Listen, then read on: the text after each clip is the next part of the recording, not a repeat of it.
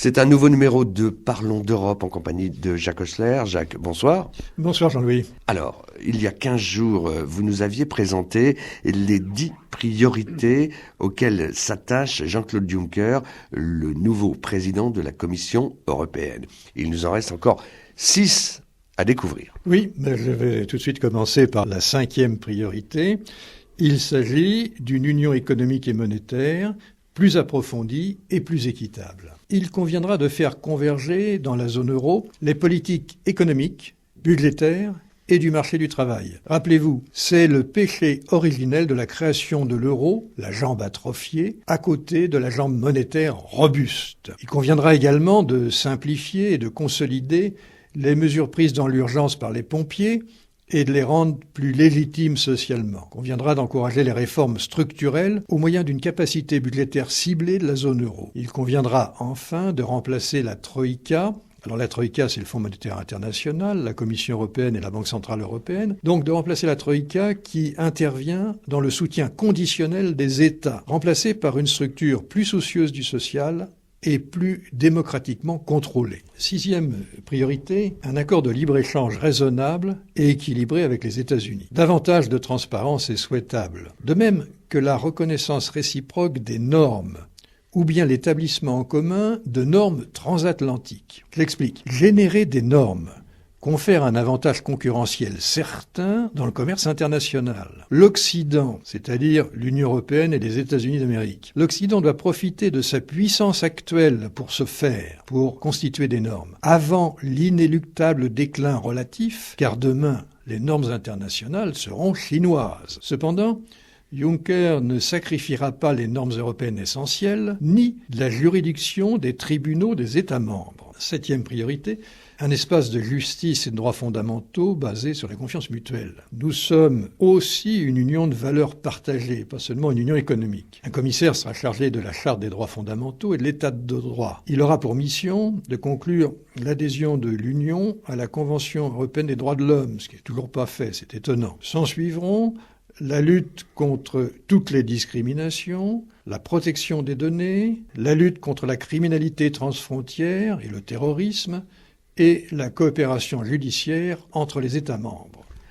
Nous arrivons à la 8e priorité de Jean-Claude Juncker. Oui, et cette nouvelle priorité est importante, c'est d'aller vers une nouvelle politique migratoire. Et vous savez que l'immigration mobilise beaucoup de monde. Il faut mieux gérer les migrations dans un souci humanitaire, avec un esprit de solidarité dans l'indispensable coopération entre les membres de notre Union. Ceci concernera tant le droit d'asile, la migration légale, l'immigration clandestine, la sécurisation des frontières et la sanction des trafiquants d'êtres humains. 9e priorité, c'est une union plus forte sur la scène internationale. La crise ukrainienne et le Proche-Orient montrent combien il est important que l'Europe soit unie sur la scène extérieure. Il y a pour cela un long chemin à parcourir encore. Nous devons améliorer nos mécanismes pour anticiper et répliquer. Nous devons regrouper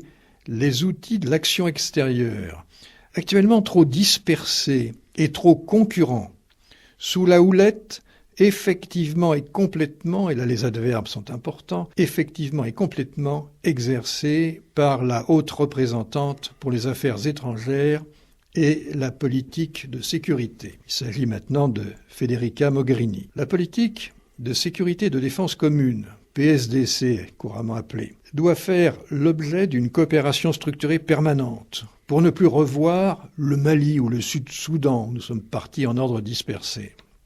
Et pas tous encore. Alors que nous vivons une forte tension budgétaire, 80% des investissements en équipement de défense sont encore engagés au niveau national, alors qu'existe depuis longtemps une agence européenne de défense. Concernant l'élargissement, une pause digestive s'impose. Un élargissement massif vient d'avoir lieu. De 2004 à 2013, plus de 10 pays sont entrés dans l'Union européenne. Certes, il s'agit de la réunification de l'Europe, mais cet élargissement a été réalisé sans approfondissement préalable, puisque Nice et la Constitution européenne ont été des échecs. Aujourd'hui, l'élargissement frénétique et surtout anglo-saxon pour diluer l'Europe puissance, ou bien d'inspiration centrale et orientale, soyons clairs, maladroite et contre-productive, pour prévenir et contenir un éventuel retour de la Russie et non le provoquer. Il n'y aura pas de nouvel élargissement dans les 5 prochaines années. Les négociations en cours continueront et dans la politique européenne de voisinage oriental,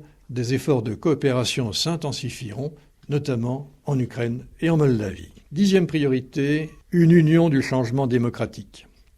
La Commission s'efforcera de revigorer la relation spéciale qu'elle entretient avec le Parlement européen. C'est un dialogue politique et non technocratique que je veux avoir avec vous, annonce Juncker sans embâche. La volonté de redonner du lustre à la méthode communautaire se confirme ici. Je rappelle que ce serait une inversion du sens de l'histoire. Voyons donc l'avenir.